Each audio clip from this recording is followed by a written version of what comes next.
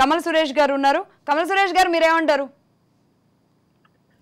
ముందుగా ఈ బండారు రామ్మోహన్ గారు సీనియర్ పొలిటికల్ అనలిస్ట్, ఆయన ఇప్పుడే జాయిన్ అయ్యారు. రామ్మోహన్ గారు నమస్తే అండి. నమస్కారం. నమస్తే అండి. మీరు కంటిన్యూ అవ్వండి సురేష్ గారు. ముందుగా రాజ్ న్యూస్ ఏదైతే టీఎస్పీసీ ఇష్యూ యొక్క చైర్మన్ ఎవరిని నియమించాలి దానిపైన ఈరోజు డిబేట్ కండక్ట్ చేసినందుకు రాజ్ న్యూస్ కి ప్రత్యేకమైన ధన్యవాదాలు. ఎందుకంటే టీఎస్పీఎస్సీ ఇష్యూ ద్వారానే ఈరోజు లక్షలాది మంది నిరుద్యోగుల యొక్క జీవితాలతోటి ముడిపెట్టి ఉన్నటువంటి అంశం ఈరోజు టీఎస్పీఎస్సీ. అక్కడ టీఎస్పీఎస్సీ చైర్మన్ ఎవరొస్తారో ఆ చైర్మన్ అనేది నిష్పక్షపాతంగా ఉండాలి అనేది ఈరోజు నిరుద్యోగులు కావచ్చు, తెలంగాణ రాష్ట్రంలోని నిరుద్యోగుల తల్లిదండ్రులు అందరూ ప్రజలు కూడా కోరుకునేది. ఎందుకంటే మనం గత ప్రభుత్వంలో చూశాము, టీఎస్పీఎస్సీ చైర్మన్ గా గంటా చక్రపాణి గారు వచ్చారు, తర్వాత జనార్దన్ రెడ్డి గారు వచ్చారు. జనార్దన్ రెడ్డి గారు ఉన్న టైంలో కూరగాయల మార్కెట్ లో ఏదైతే కూరగాయలు ఈరోజు బీరకాయలు బెండకాయలకు అమ్ముడుపోతాయో ఆ విధంగా 14 రకాల పేపర్లు అనేది కూడా అమ్ముడుపోవడాన్ని మనం చూశాం. సో ఇక్కడ ఈరోజు టీఎస్పీఎస్సీ చైర్మన్ గా ఈరోజు మహేందర్ రెడ్డి, మాజీ డీజీపీ మహేందర్ రెడ్డి పేరును ఎందుకు ఎన్నుకుంటుంది గవర్నమెంట్ అనేది పెద్ద ప్రశ్నార్థకం. ఎందుకంటే ఈరోజు మహేందర్ రెడ్డి యొక్క పేరుని ఈరోజు ఎన్నుకోవడమో లేకుంటే మహేందర్ రెడ్డి యొక్క పేరు ప్రస్థానం రావడమో, అసలు ప్రస్థానకు రావడం అనేదే ఈరోజు తప్పని నేను అంటున్నాను. ఎందుకంటే ఈరోజు డీజీపీ మహేందర్ రెడ్డిగా ఉండడం వల్ల డీజీపీ మహేందర్ రెడ్డి గురించి ప్రస్తుతం ఉన్నటువంటి ముఖ్యమంత్రి రేవంత్ రెడ్డి గారు కూడా చాలా రకాల కామెంట్స్ చేయడం జరిగింది. టీఆర్ఎస్ కార్యకర్తగా వ్యవహరిస్తున్నారని చెప్పడం జరిగింది. అదే విధంగా మా కాల్ ఫ్లిప్ చేయడం ఇవన్నీ కూడా ట్రోల్ అవుతున్నాయి, మనం చూస్తున్నాం. సో ఈ రోజు డీజీపీ మహేందర్ రెడ్డి ఆ రోజు టీఆర్ఎస్ కార్యకర్తగా పనిచేసి ఆ రోజు తెలంగాణ రాష్ట్రంలో డ్రగ్స్ దందాగాలు నడుస్తున్నటువంటి సందర్భం కావచ్చు, అదే మహిళలపైన అత్యాచారాలు కావచ్చు, ఈ విధంగా ఎటువంటి శాంతి భద్రతలను పట్టించుకోకుండా కేవలం ప్రగతి భవన్ నుండి వచ్చే మెసేజ్ ను మాత్రమే ఇంప్లిమెంటేషన్ చేసే దిశలో ఆ రోజు డీజీపీ మహేందర్ రెడ్డి గారు పనిచేయడం జరిగింది. ఇది సాక్ష్యం అందరికి తెలుసు. కానీ ఈ రోజు డీజీపీ మహేందర్ రెడ్డి గారి పేరుని ఈరోజు టీఎస్పీఎస్సీకి చైర్మన్ చేస్తామంటే ఈరోజు ఏ నిరుద్యోగి కూడా, తెలంగాణ రాష్ట్రంలోని ఏ ఉద్యోగి కూడా, ఏ విద్యార్థులు కూడా ఈరోజు వెల్కమ్ చెప్పే పరిస్థితి లేదు.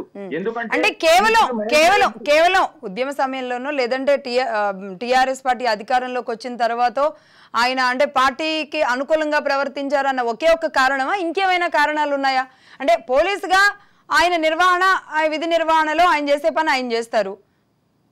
అవును, ఆయన విధి నిర్వహణలో ఆయన ఏమైనా కాంగ్రెస్ పార్టీకి సహాయం చేయొచ్చు కాక కానీ ఈరోజు నిరుద్యోగులకు, ఐఏఎస్ ఐపీఎస్ లకు నిరుద్యోగుల యొక్క బాధలు తెలియవు. ఒక ఎగ్జామ్ ను ఏ విధంగా సక్రమంగా కండక్ట్ చేయాలనేది ఐపీఎస్ స్థాయి వ్యక్తికి తెలియదు.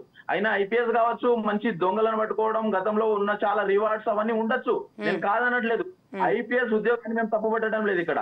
కానీ ఈరోజు మహేందర్ రెడ్డి అనే వ్యక్తి ఈరోజు టీఎస్పీఎస్సీ చైర్మన్ కి ఈరోజు అర్హుడా కాదా అనేది అంశం. కాబట్టి ఈరోజు ఐపీఎస్ వ్యక్తికి ఈరోజు ఒక గ్రూప్ 1 ఎగ్జామ్ ఉంది, గ్రూప్ 2 ఎగ్జామ్, గ్రూప్ 4 ఎగ్జామ్, ఇలాంటి ఎగ్జామ్స్ ను కండక్ట్ చేసే ఏ ఎగ్జామ్ అయినా కండక్ట్ చేసే విధానం వీళ్ళకు తెలియదు.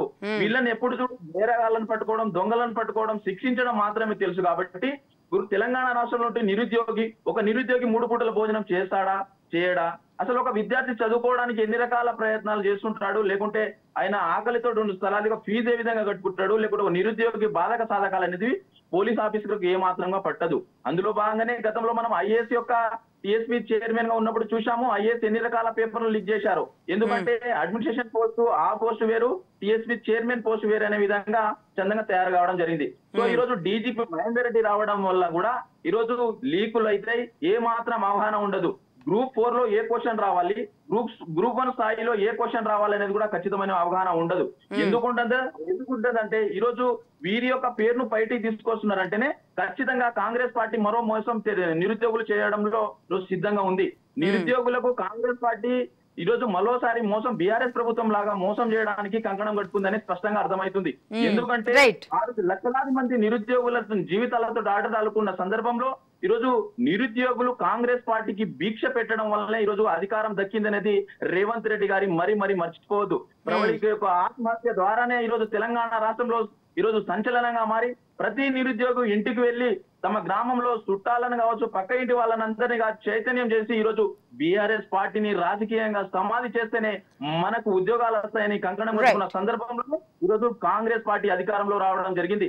అంతే దాని వలన ఈరోజు కాంగ్రెస్ పార్టీకి మేము మరోసారి సూచిస్తున్నాము, డీజీపీ స్థాయి వ్యక్తి ఏ మాత్రం టీఎస్పీ చైర్మన్ గా ఈరోజు సరిపోరు. ఎందుకంటే ఈరోజు డీజీపీ ఆఫీస్ లో డీజీపీ వెళ్ళినప్పుడు అక్కడ ఉన్న ఏసీబీ కావచ్చు, ఈ సిఐస్ కావచ్చు, ఎస్ఐస్ కావచ్చు, అందరు సెల్యూట్ చేస్తుంటారు, చాలా గౌరవం చేస్తుంటారు. రేపు డీజీపీ ఈయన టీఎస్పీ చైర్మన్ అయిన తర్వాత కూడా అక్కడ ఉన్నటువంటి మెంబర్స్ కావచ్చు, అక్కడ ఉన్నటువంటి జూనియర్ అసిస్టెంట్స్ కావచ్చు, క్లర్క్స్ కావచ్చు, అందరు భయపడుతున్నట్టు యాక్టింగ్ చేయొచ్చు, కానీ ఆ పనులు అనేవి సక్రమంగా కావు. రైట్. అంటే అది మీరు ఎగ్జాంపుల్ జనార్దన్ రెడ్డి గారి ఎగ్జాంపుల్ మీరు చెప్తున్నారు. ఓకే,